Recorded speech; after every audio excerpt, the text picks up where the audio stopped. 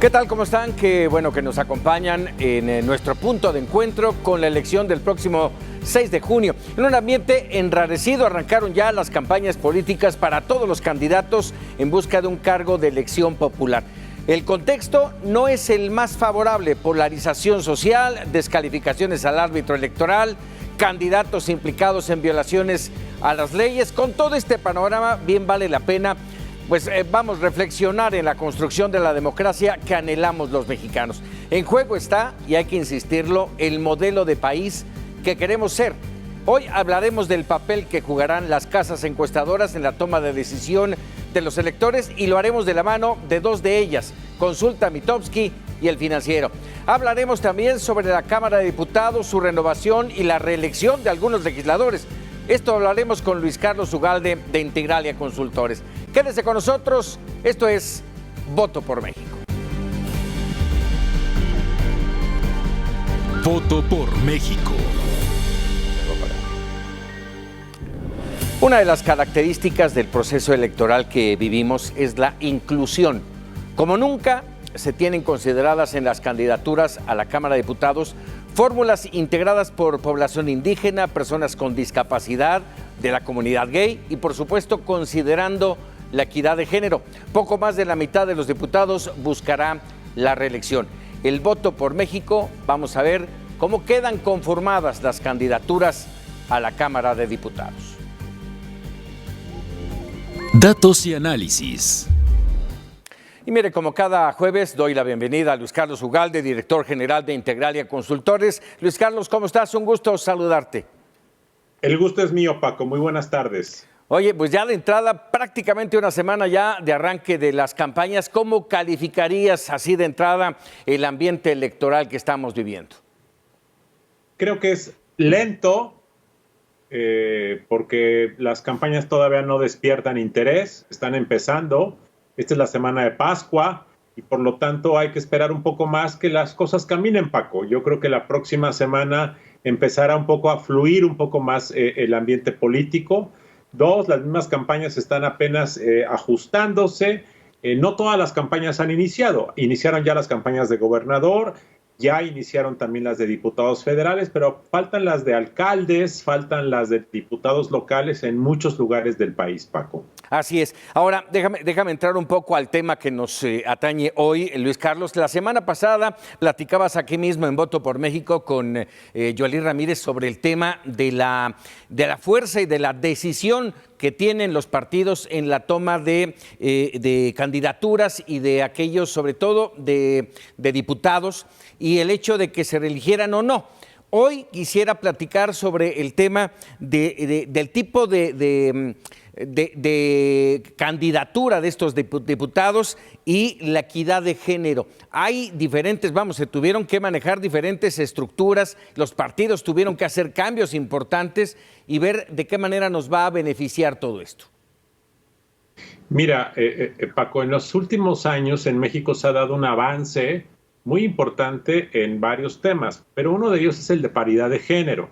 Por ponerte un ejemplo, hace 12 años, en la Cámara de Diputados mexicana, el 70%, 75% eran hombres y el 25% eran mujeres. Hoy, en la Cámara de Diputados, el 50% es hombre y 50% es mujer. O sea, ya llegamos prácticamente a la paridad perfecta. Es 51-49, el que me parece natural. México, te diría que es uno de los, probablemente es el país del mundo con mayor paridad, con mayor equidad en sus órganos legislativos. Esto se dio por una reforma legislativa que ocurrió en 2013-2014, que estableció mitad y cerró los candados para la simulación. Entonces, esto me parece que es un tema que está ahí y que ya se reflejó en esta legislatura y que ahora las candidaturas van a ocurrir. Además, algo que está ocurriendo es que también para gobernadores ya también hay paridad. Sí. Y además en el caso mexicano hay otro tema, que es que las minorías tienen que tener algún tipo de representación. Las minorías afroamericanas, las minorías con algún tipo de discapacidad, las minorías lésbicas, transgénero. Entonces, también ahí ha habido un avance. Ahora, la pregunta, Paco, será si todas estas, digamos, cuotas de representación significan un mejor Congreso. Significan un Congreso más representativo. Plural.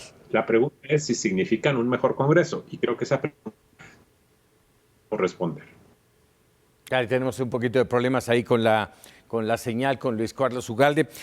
Un Congreso mucho más plural, que es lo que nos estaba diciendo Luis Carlos Ugalde. Vamos a ver la primera gráfica, si tenemos oportunidad, le pedimos a nuestra producción.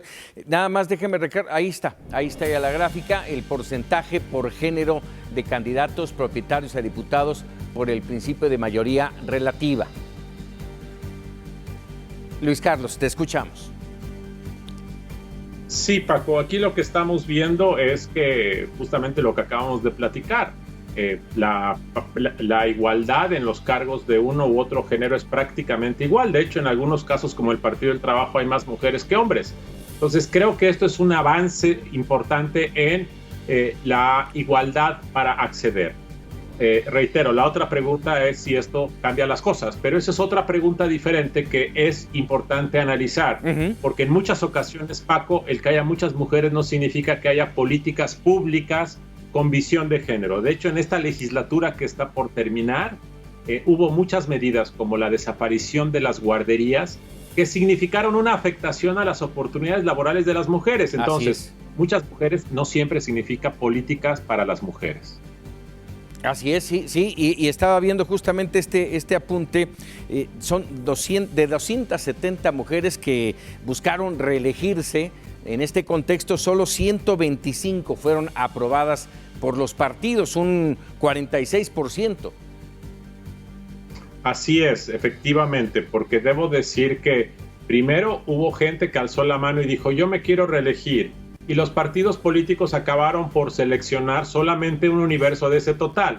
Pero al final del día, se quieran reelegir o no se quieran reelegir, el número de hombres y de mujeres que están compitiendo para ser diputadas y diputados son exactamente los mismos. Y no solamente los mismos, se ha avanzado mucho en que tengan las mismas oportunidades. Porque antes, Paco, decía la fórmula que había que darles oportunidades a las mujeres, pero las ponían en los peores distritos o las ponían hasta abajo de las listas. Y en esto también ha venido habiendo un avance para que efectivamente la paridad numérica también sea una paridad de oportunidades reales de ganar. Ahora bien, déjame preguntarte esto. Paridad, diferentes fórmulas, ya nos lo hacías mención, paritarias, fórmulas de personas con discapacidad, afromexicanas, comunidad LGTBI y, bueno, por supuesto, migrantes residentes en el extranjero. Pero esto, ¿de qué manera, déjame preguntarte así, en caso de ganar o de no ganar mayoría, de conservar la mayoría morena, ¿de qué manera va a influir esta diversidad?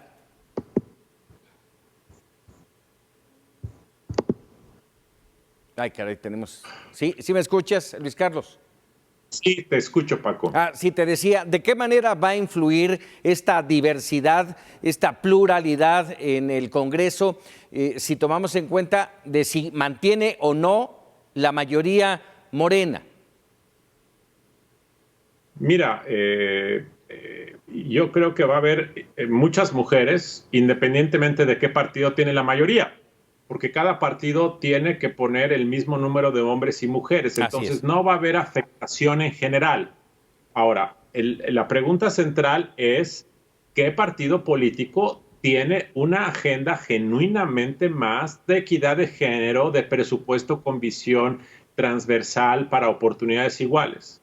Debo decir que Morena, desafortunadamente en los hechos, Paco, no ha sido un partido genuinamente convencido con las causas progresistas, como es la equidad de género.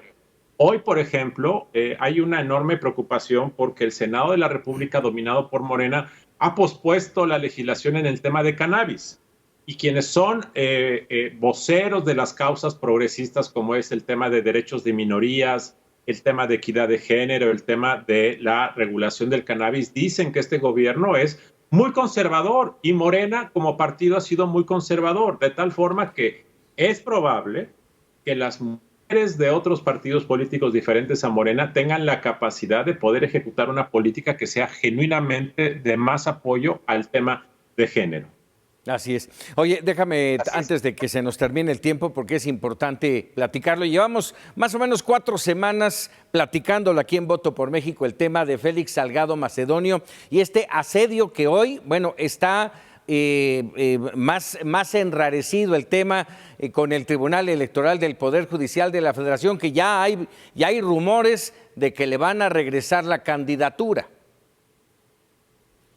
Bueno, yo hoy leí otra historia, Paco. Yo hoy leí la historia de que el magistrado ponente Reyes Rodríguez, que es a quien le cayó el turno de Salgado Macedonio, está proponiendo ratificar la decisión del INE, o sea, quitarle la candidatura, pero está pidiendo que a otros precandidatos que también fueron suspendidos de sus derechos se les pueda dar la oportunidad de ser candidatos, porque si no Morena se queda sin candidatos. Recordemos que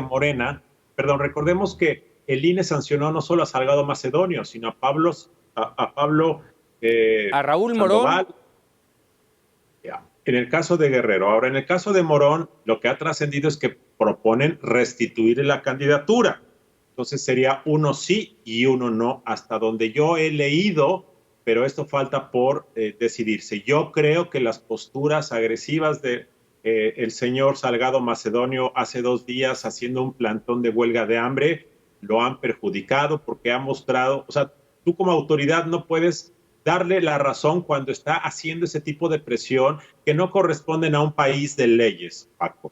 Sí, ahora, cualquiera de que fuera la resolución, la restitución o no, finalmente va a generar un conflicto electoral. Sí, va a generar un conflicto, no sé si un conflicto electoral, va a generar un conflicto de Salgado Macedonio. La pregunta es la decisión de Morena. O sea, Morena va a decir no registro a candidato en Guerrero como protesta y entonces se quedan sin una gubernatura. Yo espero que la madurez prevalezca y que Morena postule otro candidato. Y si eso es así, este asunto será anecdótico y no pasará a mayores, Paco. Eso esperamos. Vamos a hacer un primer alto en el camino. Regresamos contigo un poquito más adelante para hablar también justamente de lo que implica esto para Morena, un desaseo político que alguien tendrá que componer. Si me lo permites, regresamos más adelante contigo, Luis Carlos. Claro que sí, Paco. Hacemos un corte. Regresamos, Voto por México.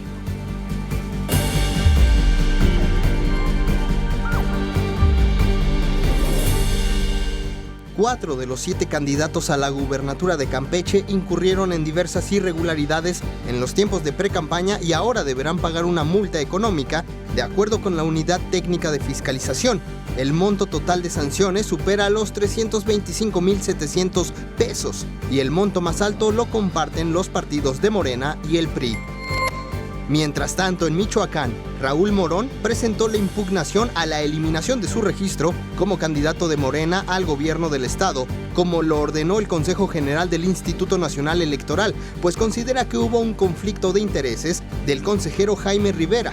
El alcalde de Morelia, con licencia, acusó que el consejero electoral Rivera debió excusarse de votar en su caso porque mantiene vínculos familiares con quien fuera su oponente por la candidatura, Cristóbal Arias Solís. Luego de que el fin de semana pasado arrancaran todas las campañas electorales de las 15 entidades donde habrá elecciones para gobernador, el partido Morena aventaja la contienda en 8 estados.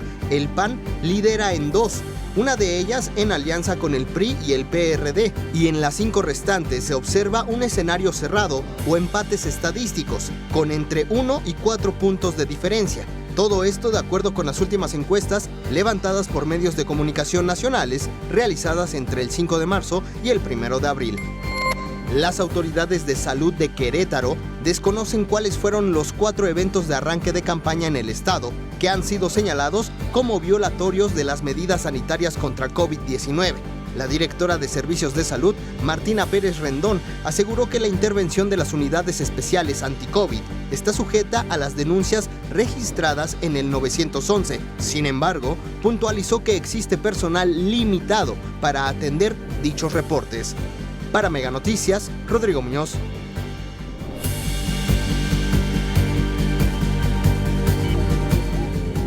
Con peras y manzanas. Arrancaron las campañas para los candidatos a 15 gubernaturas en Baja California, Baja California Sur, Campeche, Colima, Guerrero, Michoacán, Nuevo León, Querétaro, Nayarit, Chihuahua, San Luis Potosí, Sonora, Sinaloa, Tlaxcala, Zacatecas. Los actos de proselitismo tendrán una duración de 60 días. También arrancaron las campañas para los candidatos a diputados federales. El costo estimado del proceso electoral 2020-2021 es de al menos 9.400 millones de pesos, equivalentes a 450 millones de dólares. Hasta el 2 de junio de este 2021, se habrán difundido en todas las emisoras de radio y televisión de México cerca de 19 millones de spots a razón de 314,000 al día.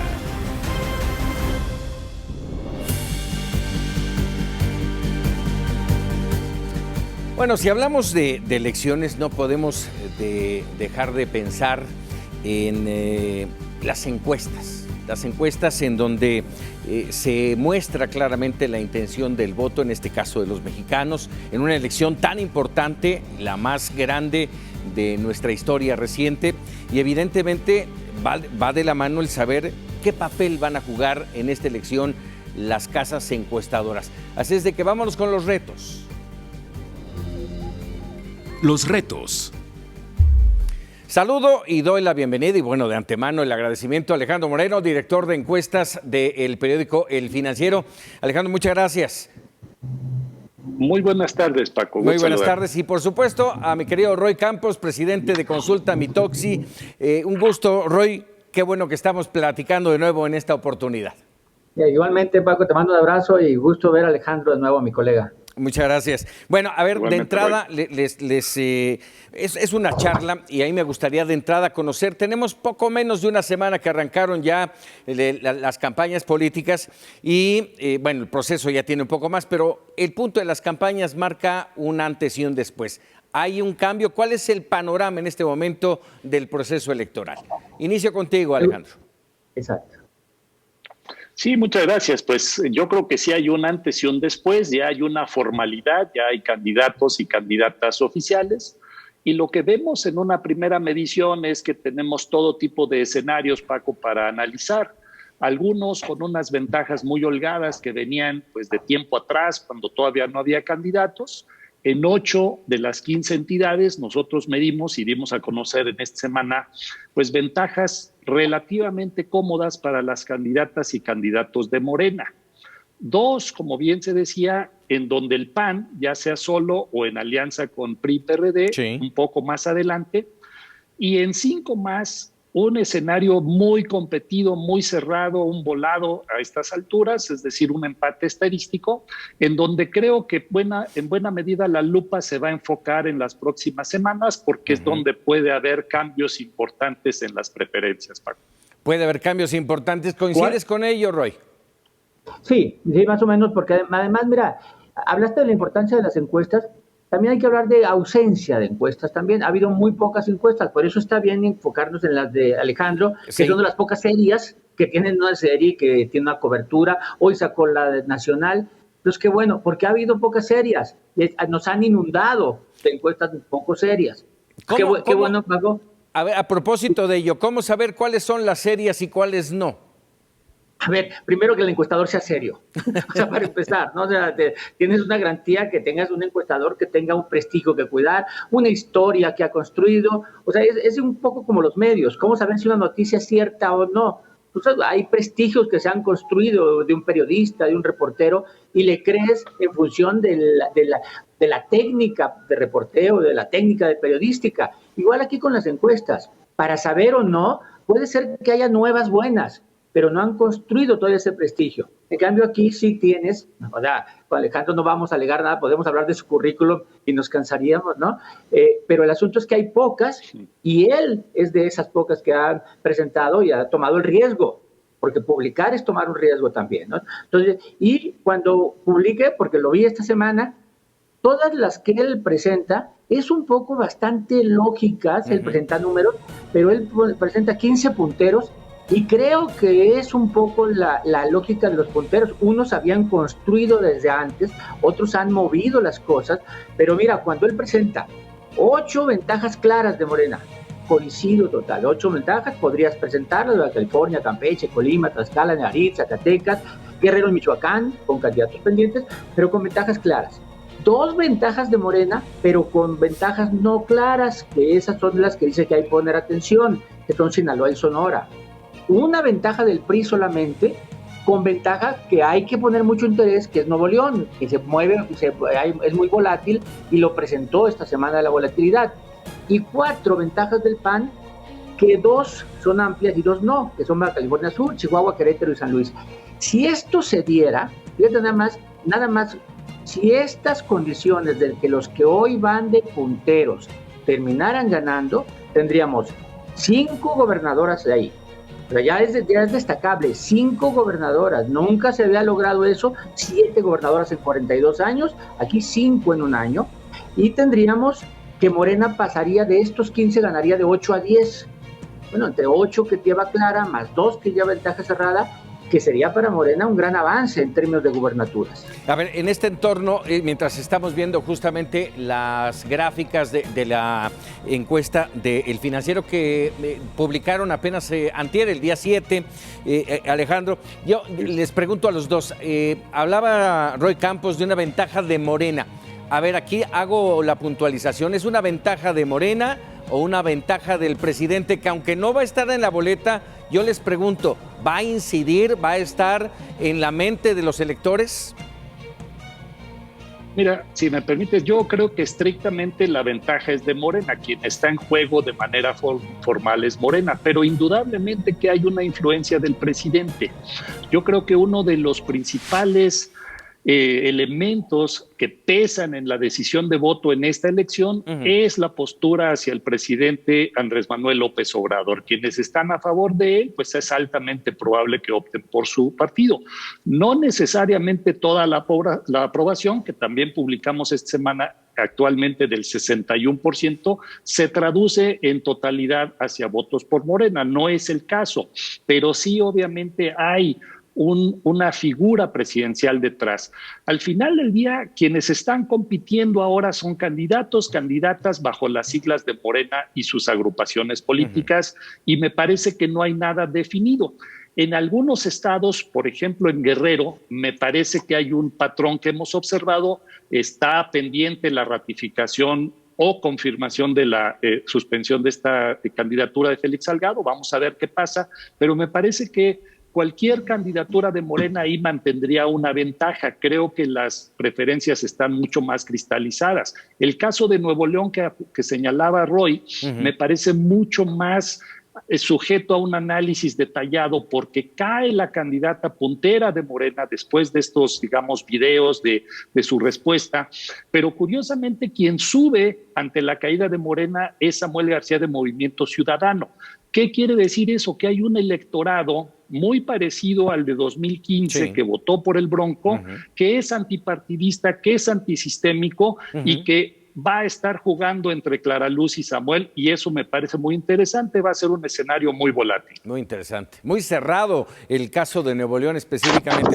A ver, yo te quisiera preguntar, ¿hablaba yo de la presencia de Morena o del presidente, Roy? Sí. Perdón, Paco, te dejé de oír. No te preocupes. Te mencionaba yo, hablaba yo de si este es un triunfo de Morena o del presidente. Alejandro dice que es de Morena, aunque la presencia, bien lo mencionó, la presencia de quienes están a favor del presidente y de quienes están con él va a marcar diferencia. Sí, a ver, me estoy enterando por ti que López Obrador no va a estar en la boleta. Yo creí que estaba en la boleta, ¿no? Pero bueno, ¿no? Creí que iba a aparecer ahí. Es que efectivamente es Morena, o sea, va a aparecer Morena, candidatos de Morena, van a ser diputados de Morena, y podríamos decir que Morena lleva la ventaja y los triunfos a pesar de Morena. ¿no? A pesar de cómo eligen a sus candidatos, cómo eligen a sus dirigentes, la sede nacional tomada, o sea, a pesar de ellos mismos se impugnan, los de Morena impugnan a los de Morena, las candidaturas, a pesar de todo eso, porque eso no es un partido consolidado, a pesar de todo eso lleva toda la ventaja. ¿Por qué? Porque se las da la imagen de López Obrador. Entonces coincido contigo que está presente en la mente del votante. Y el caso de Guerrero es muy claro, de donde dice Alejandro, está muy consolidado el voto, que prácticamente el apoyo por López Obrador, la aprobación de López Obrador, llevará a Morena a votar independientemente del historial o de la persona que pongan de candidato. Es un voto muy de López Obrador, como en muchos otros estados, porque no nomás hay gubernaturas, en muchos otros lugares se da igual. Ahora, recordemos, el próximo año viene la revocación del mandato y en este sentido les pregunto, ¿esta elección podría ser una especie de referéndum para el presidente? ¿Roy? Yo creo que toda elección intermedia... Ay, perdón, discúlpame. Perdón, formalmente no, pero mira, cada elección intermedia se habla. Lo mismo se dijo en 2003 sobre Fox, 2009 Calderón, 2015 Peña, que era un referéndum presidencial. La verdad es que era poco, pero como nunca, hoy sí es algo, ¿no? Porque hoy sí López Obrador ha identificado el proyecto de gobierno con él, los programas sociales con él, el futuro con él, las leyes con él, Morena con él. Entonces, como nunca, si antes hablábamos de plebiscito, hoy sería plebiscito. Ahora, formalmente no, porque no hay ninguna decisión alrededor de esta elección sobre López Obrador. Es una elección que si gana Morena, van a decir ganó por la popularidad y por el empuje de López Obrador. Pero si pierde, va a ver, como dice Alejandro, su popularidad está en los 60 y el voto de Morena está en los 40. O sea, sí hay un diferencial. Así es, Alejandro. Yo siento que hay un elemento de evaluación, si es un poco lo que dices de referéndum al proyecto del presidente, no de manera formal, como bien dice Roy, ya habrá el plebiscito posteriormente, pero creo que está en juego algo muy importante en esta elección a nivel nacional, no solo en los estados, que fortalecen y seguramente va a avanzar Morena como partido conquistando nuevos espacios, nuevos estados. Pero lo que realmente está en juego para la Cuarta Transformación es el control del Congreso. Y creo que en ese sentido se vuelve, pues, un referéndum, una elección plebiscitaria. Y hay otro aspecto a considerar. Las principales fuerzas políticas de oposición al presidente y su partido se juntan en buena medida precisamente como un contrapeso a ello.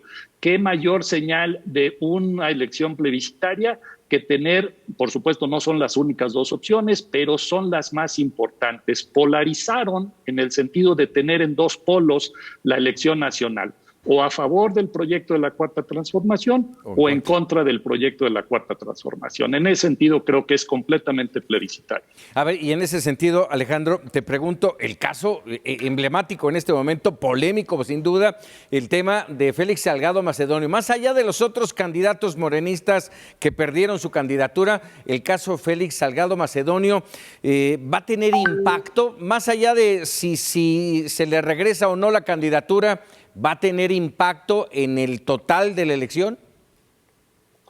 Yo creo que llegó a tener un poco de daño, pudo haber tenido un poco de daño al partido que lo postula, al partido Morena, pero dudo mucho que la cuestión, el efecto de Salgado Macedonio sea electoral en el sentido de resultados, y creo que es más, a mí me da la impresión, juntando un poquito los cabos de todo esto, que es parte de una retórica en la que conocemos mucho, no digo que sea buena o mala, simplemente de una retórica que está de alguna forma preparando un escenario. Si ganan, pues no va a pasar nada, pero si pierden no es que se haya rechazado, no haya sido un rechazo del electorado, sino parte pues de un complot institucional.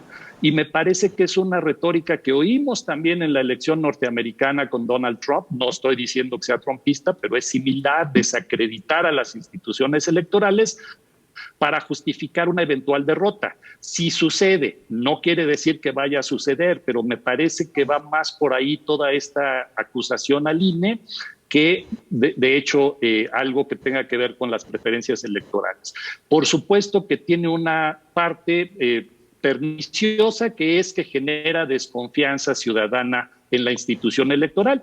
Afortunadamente, quiero decir afortunadamente, más allá de los partidismos, me parece que el INE ahora tiene pues un sólido apoyo ciudadano. Hoy publicamos 57% confía en el INE, pero entre seguidores de la Alianza Va por México llega a 67% y entre seguidores de Morena 62%. O sea, en otras palabras, no se ha dañado la reputación del INE como pudiéramos pensar dadas estas retóricas. ¿Tu punto de vista, Roy, en este sentido? A ver, mira, el caso de Félix está bien que lo tomes como paradigmático, ¿no? Primero, ¿por qué? Porque va a tener resultados electorales. Yo creo que si Félix es candidato... Primero, Félix era el más popular, ganaba la encuesta, la que no publicó Morena, sí la ganaba, era el más popular, las 2 veces. Entonces, en términos de candidatura, sí era el candidato que querían los morenistas de Guerrero. Está bien. Va arriba en las encuestas, claramente, como lo muestra la encuesta del Financiero. Va arriba, está bien. Si es candidato, va a iniciar con ventaja y con alta probabilidad de triunfo, porque las encuestas miden probabilidad. Si no es candidato, el argumento, como dice el Gando, el argumento contra el INE va a ser fuerte, va a ser de campaña. De hecho, la pregunta que le hiciste a Luis Carlos es muy clara. Lo que decide el tribunal adelanta un conflicto. A ver, si el tribunal le echa para atrás la resolución del INE, es prueba de que el INE no tenía razón y de que solo quería perjudicar a Morena. Si el tribunal no echa para atrás del INE, entonces son dos las autoridades que están contra Morena. Y entonces ya adelanto desconocimiento de derrotas. Es que los dos están en contra mía. Entonces, como sea, adelanto un conflicto. Bueno, ahora, en términos electorales, puede que en Guerrero no pase nada, pero la oposición seguramente va a utilizar la figura de Félix Salgado en estados donde ese tema pueda doler. En estados del Bajío, del norte, donde el tema del feminismo pueda doler. Lo van a tratar de utilizar diciendo esto es Morena, ¿no? Entonces, bueno, vamos a ver si tiene efecto o no. Vamos a ver. A ver, vamos a entrar ahora sí con el tema de las encuestas, vamos rápidamente. ¿Qué papel van a jugar las encuestas en este proceso? Inicio contigo, Roy. A ver, mira. Van a las encuestas y las encuestadoras, ¿eh? Sí, y los encuestadores, o sea, es la encuesta, la empresa y la persona, porque las personas damos la cara. O sea, no, la gran diferencia entre una empresa por ahí que publica así, es que nosotros arriesgamos y damos la cara. Entonces nosotros también tenemos que ser responsables. Si un encuestador se para contigo y dice yo sé quién va a ganar, es que ese encuestador no entiende de encuestas, o sea, está haciendo propaganda. O sea, lo que medimos es probabilidades de triunfo, ventajas amplias, todo puede cambiar, etcétera. Sí, lo que siempre decimos, va. Pero somos un actor permanente en la campaña. Somos un actor permanente y tenemos que asumir esa responsabilidad de actor permanente. Así como el medio de comunicación, la encuesta es un actor permanente. ¿Qué papel va a jugar? Primero va a generar la atención de ustedes, los medios, sobre qué candidato seguir. Si yo te pregunto qué candidatos hay en San Luis, tú me podrás decir 3 y hay 9. O sea, ¿no? Y tú me podrás decir, no, pues está Barbosa, está Mónica, está Gallardo, ¿y los otros dónde están? No, porque como la encuesta no mide probabilidades de ellos, genera poca atención y poca cobertura tuya. Entonces, hay atención de medios, hay atención de analistas, hay atención de apostadores. Entonces, sí generamos de alguna manera un ambiente electoral alrededor de los probables ganadores. Y eso ya es ser personaje, ya es hacer presencia en la campaña. Así es, y bueno, no hay que dejar de mencionar hace un par de elecciones presidenciales el tema de las encuestadoras fue muy polémico, por eso era mi pregunta, que qué papel van a jugar. Alejandro. Mira, yo creo que las encuestas siempre son polémicas en tanto que sus resultados son favorables a una parte, desfavorables a otra parte y siempre va a haber polémica. Cuando Roy dice que nos arriesgamos a publicar, yo diría, pues es muy generoso, Roy, te lo aprecio, pero hay una, digamos, como parte de los medios, como parte de encuestas públicas, pues también es una responsabilidad informar y me parece que el papel fundamental de las encuestas públicas, porque obviamente hay muchas privadas que no conocemos, pero las encuestas públicas es abonar al ambiente informativo.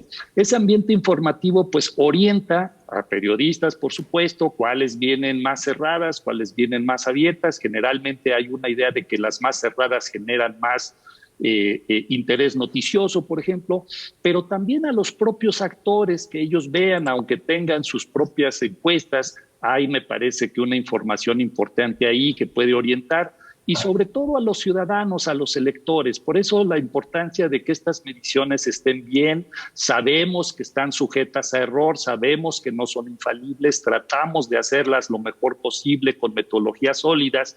Hay una serie de retos, Paco, en esta elección, que son demasiadas elecciones. Hay que ponerles atención a todas. Implican recursos. Cuando un medio de comunicación invierte recursos para esto, está invirtiendo en una información valiosa para los ciudadanos, para los lectores, para las audiencias. Entonces, por eso hay que tener también mucho cuidado y mucha responsabilidad. Sin embargo, hay retos importantes. Casi todo se está haciendo por teléfono, casi todo se está haciendo en línea, como Roy, que viene haciendo su panel en línea de aprobación presidencial. Entonces, tenemos aquí retos metodológicos, técnicos, logísticos, ni más ni menos que en la elección más grande a la que nos hemos enfrentado en nuestra historia. Entonces, pues hay que afrontar esos retos, pero creo que el papel es, al final del día, informar e informar de lo mejor posible. Muy bien. De la mejor manera posible, quiero decir. Así es. Déjenme invitarlos ahora. Vámonos de bote pronto. De bote pronto. Esta sección, Alejandro Roy, es preguntas rápidas con respuestas muy breves. Sí o no, una cifra o una palabra. ¿De acuerdo? ¡Qué nervio! Vámonos rápidamente. Primera, ¿conservará la mayoría Morena en diputados? Sí. Probablemente. De las 15 gubernaturas en juego, ¿cuántas ganará Morena? 10. 8 o 9. ¿Macedonio y Morón recuperarán su candidatura? Sí. No lo sé. Bueno, esas fueron dos preguntas, pero bueno, dos respuestas. Perdón, eso es una opción de encuestas también. Sí, Exacto. Claro. ¿Qué pesará más, el candidato o la imagen presidencial? La imagen presidencial. Coincido. ¿Está en campaña el presidente? Sí. También. Muy bien. Y rápidamente déjenme hacerles dos preguntas. Estas no están dentro del bote pronto. Pueden alargarse un poquito más, pero muy poquito. El tema del abstencionismo, ¿cómo lo ven? ¿Cómo se verá en este proceso electoral? ¿Qué número? En número, sí. Participación de 51. Alejandro. Yo diría entre 50 y 55 también un rango, un poco más alta que lo común, pero la duda es obviamente si la pandemia empeora o no, qué efectos pudiera tener. Perfecto. Oye, por cierto, Paco, que no se les haga baja el 51, ¿eh? En este siglo, ninguna elección intermedia ha pasado el 50. Así es, así Entonces es. estaríamos hablando de altas. Quisiéramos más, ¿no? Quisiéramos alentar más a los mexicanos a participar en un proceso tan importante como este. Sí, así es. Sin duda. Y rápidamente dejo para el último una pregunta que nos hace parte de nuestro auditorio. Dice así, ¿cómo confiar en esos números? Se refiere a los números de las encuestas, si sabemos, así lo pone, que el que paga manda. ¿Es así, Roy? No, el que paga manda no es cierto, ¿no? Mira, hay ejemplos muy claros para decir, ¿tú crees que Madrazo nunca pagó encuestas en el 2006? Porque nunca apareció una arriba de él. ¿Tú crees que Josefina nunca pagó una encuesta en el 2012? Nunca apareció una arriba de Josefina. O que Mitt no pagó encuestas en el 2018 porque no conocimos ni una con Mitt arriba. Es mentira que el que paga gana. Lo que sí es cierto es que cuando dice Alejandro que hay muchas encuestas privadas, es eso. Hay muchas que contratan encuestas y no las publican, se las guardan, pero les dicen la verdad. O y que esa contratan verdad, los medios incluso. Por eso importancia de las encuestas públicas y de los medios que mencionaba Alejandro. Porque esas sí no son para estrategia, no son para publicar y dar a conocer. Así es, Alejandro. Yo siempre he pensado que una actitud de desconfianza hacia las encuestas como hacia toda actividad informativa es saludable, Paco. Y un señalamiento de credibilidad, no tanto de confianza, porque confianza puede tener distintas implicaciones, no es un acto de fe, es un acto de revisar, de verificar, de ver metodologías, que lean también la letra chiquita. Siempre es bueno tener la metodología, empezando no solamente por cuestiones técnicas, sino, como decía Roy, quién la hizo y quién la pagó. Me parece que todo eso es parte de la transparencia le da credibilidad a esto, y como dije, no son infalibles, pero tienen manera de ver qué tanta credibilidad asignarles o cuánta cautela ponerles. De nuevo, repito, cierta desconfianza hacia las encuestas es saludable. Coincido, incluso del mismo encuestador. Así es. O sea, nosotros mismos tener algo de desconfianza. Bueno, Sí, Alejandro pues. Moreno, Roy Campos, como siempre agradecido. ¿Les parece si los invito a que hagamos de nuevo este ejercicio en un mes aquí en Voto por México? Claro que sí, Paco. Claro. Agradecido, En 2 meses, muchas gracias. no, porque Gracias. Oye, en 2 meses no, porque ya será la elección. Sí, claro, por supuesto. Bueno, en 2 meses, antes de los 2 meses, nos volveremos a ver sin duda. Exactamente. Está Muchas bien. gracias. Dale, hasta luego, Paco. Regresamos. Gracias. Voto por México. Para su decisión.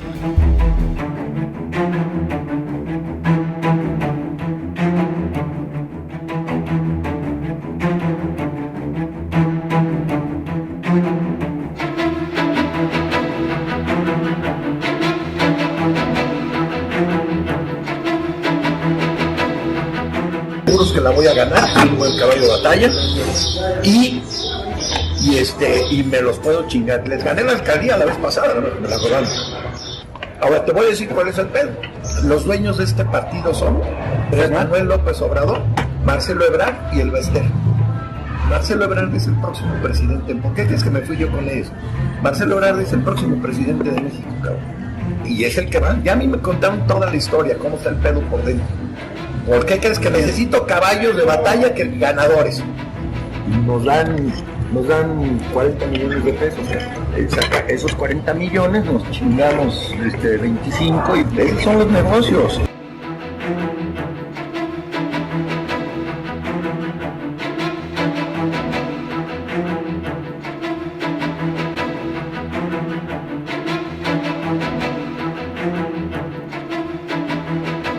Respecto a los 40 millones que se mencionan en el audio, se refieren a la venta del cubrebocas 3M1860. En ningún momento digo la palabra dinero, pesos o algún valor económico.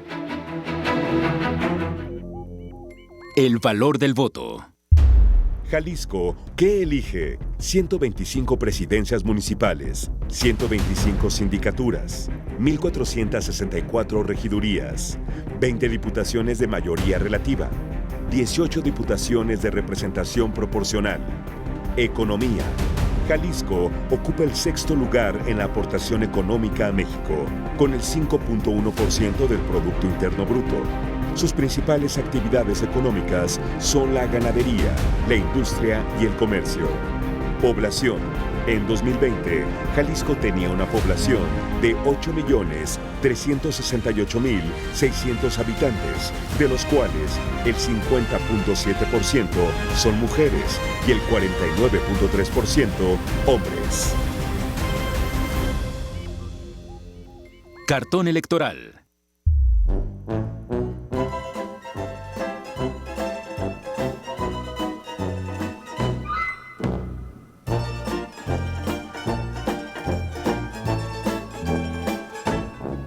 Bueno, pues le doy la bienvenida a Voto por México a Raúl Teta Monero, caricaturista del Sur, periódico de Guerrero.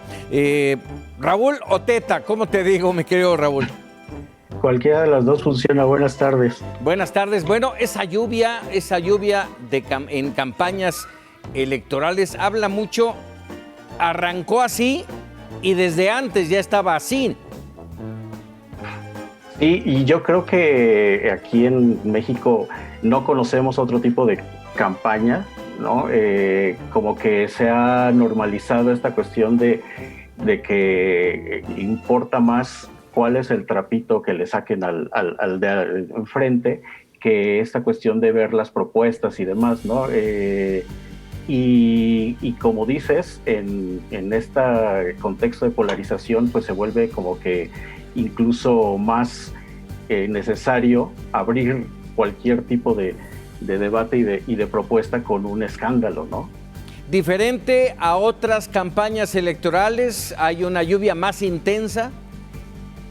No, yo creo que esta cuestión ha ido modificándose. Yo creo que una de las campañas más intensas ha sido la del peligro para México, cuando se la hicieron a López Obrador. Ha habido lloviznas, como cuando le pegaron a la Bastida cuando se quejó de que Fox le había dicho la vestida y cosas así. Y creo que esta sí va a ser más torrencial por todo lo que está en juego, ¿no? Esta cuestión de arrebatar o no la Cámara de Diputados a Morena. Yo creo que sí viene un aguacero fuerte.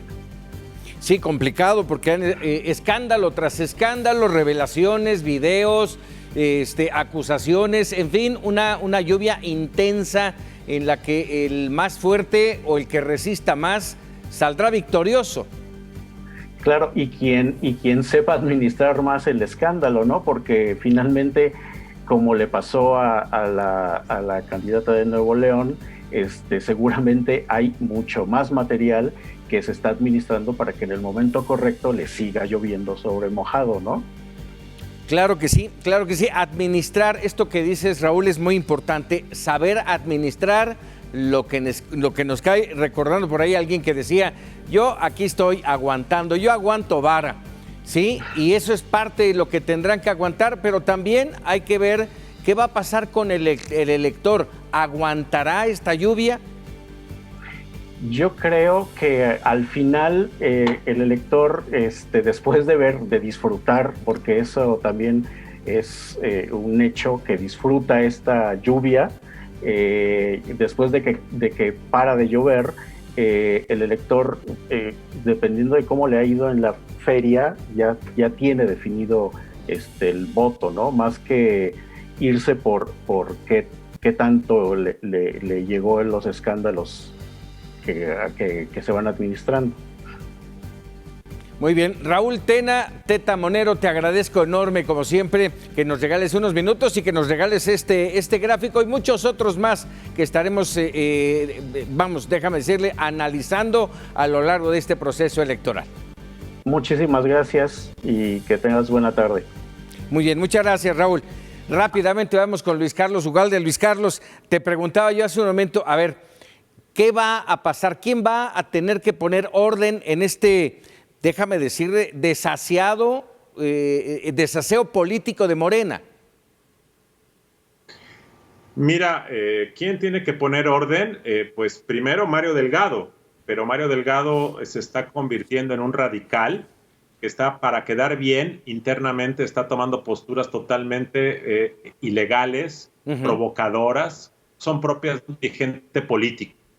Ese es el problema de Mario Delgado, que como se siente alguien sin base propia, Mario Delgado no es un militante real de Morena. De hecho, él fue candidato del Partido del Trabajo y está queriendo comprar legitimidad a costa de radicalizarse. ¿Quién más va a poner orden en Morena? El problema es que Morena es un partido de muchas sectas, de muchas tribus, de muchos liderazgos, y López Obrador, que debería de poner orden, en realidad no lo ha hecho. Entonces, ese es parte del problema, Paco. Fíjate que ahorita que mencionabas esto de Mario Delgado, ayer cuando se hizo esta protesta ante el Tribunal Electoral del Poder Judicial de la Federación, en su discurso y luego en una entrevista con Mega Noticias TVC, decía, si no simpatizan con nuestro partido, con nuestro movimiento, que nos enfrenten y que se afilien al PRI, al PAN, al PRD y que nos enfrenten. Y aquí mi pregunta es, y mi duda fue, a ver, ¿los magistrados, los consejeros electorales tienen que simpatizar con esos movimientos? Los magistrados y los consejeros deben simpatizar con la ley, punto. Y si no cumplen la ley, se les sanciona. Pero reitero, esto es parte del discurso de López Obrador desde que empezó su carrera política, de que la ley que no le conviene es una ley manipulada en su contra. Es la teoría de la conspiración, es el populismo que siempre usa la ley a su conveniencia. Y este es el problema que ya trae Mario Delgado, que trae Salgado Macedonio. Salgado Macedonio básicamente ya amenazó con que si no le dan la candidatura, él se va a alzar en armas, no lo ha dicho así, pero su lenguaje básicamente dice que a Guerrero no se le ve la cara y que Guerrero es el pueblo y que el pueblo está con él. 58 días faltan, Luis Carlos, rápidamente. Hace un momento Roy Campos y Alejandro Moreno decían entre 8 y 10 gubernaturas para Morena. ¿Coincides? Sí, coincido con ese dato, son los datos que tenemos, aunque yo creo que el dato puede cambiar y Morena acabar ganando 7 u 8 solamente. Luis Carlos Ugalde, como siempre, agradecido. Nos estaremos escuchando y viendo el próximo martes. Gracias, Paco. Buenas tardes. Luis Carlos Ugalde, director general de Integralia. Bueno, es tiempo de agradecerle su compañía en este punto de encuentro que es Voto por México. Y le invito, por supuesto, a seguir la programación de Mega Noticias.